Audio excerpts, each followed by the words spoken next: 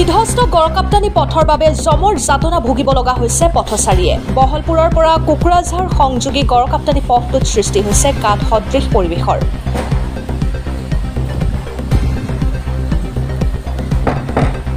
প্ৰায় ৩ কিলোমিটাৰ পথৰ এই দুৰৱস্থাৰ বাবে জিয়াটো ভুগিব লগা হৈছে পথচাৰীৰ লগতে স্থানীয় ৰাইজে। ৩-৪ বছৰৰ পৰা এনেকৈয়ে বিপদ সংকুলভাৱে যাতায়াত কৰি আহিছে লোকসকলে, কিন্তু কোনো ধৰণৰ কাণসাৰ নাই সংশ্লিষ্ট বিভাগৰ।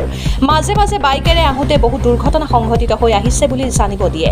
বিশেষকৈ গৰ্ভৱতী মহিলাসকলক চিকিৎসালয়ত লৈ যাওঁতে স্থানীয় ৰাইজে বহু অসুবিধাৰ সন্মুখীন হ'ব লগা হয়। বাৰিষাৰ সময়ত বৰষুণৰ পানীৰে গাঁতসমূহ ভৰি পৰাত প্ৰায় দৈনিক ১-২টা দুৰ্ঘটনা সংঘটিত হৈ আহিছে।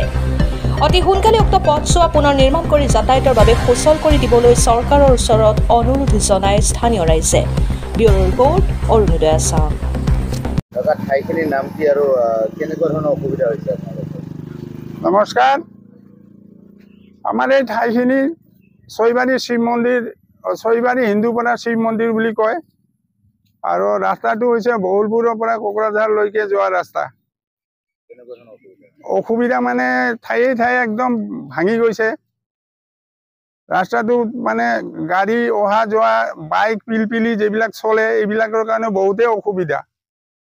আৰু যিহেতু বাৰিষাৰ সময় আহিছে হৈ আছে, তাৰমানে বাৰিষা কালত মানে ৰাস্তাবিলাকত গোটেই পানী জমা হৈ যায়।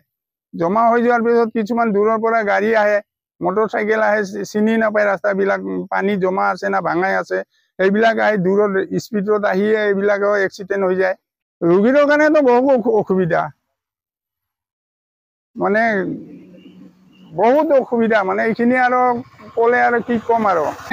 এইবিলাকৰ চিৰিয়াছ বেমাৰৰ কাৰণে বহুত অসুবিধা। য'ত আধা ঘণ্টা ৰাস্তা লাগে ত'ত 1 ঘণ্টা লাগি যায় এইখিনিতে। মানে আমাৰ হিমন্ত ছাৰক, চিফ মিনিষ্টাৰক এয়ে আহ্বান জনাম, যাতে আমাৰ নিউজটো চাই অতি সোনকালে যাতে আমাৰ এই জৰাজীৰ্ণ পথটো ভাল কৰি দিয়ে, এয়ে মোৰ ছাৰৰ ওচৰত অনুৰোধ জনালোঁ আৰু।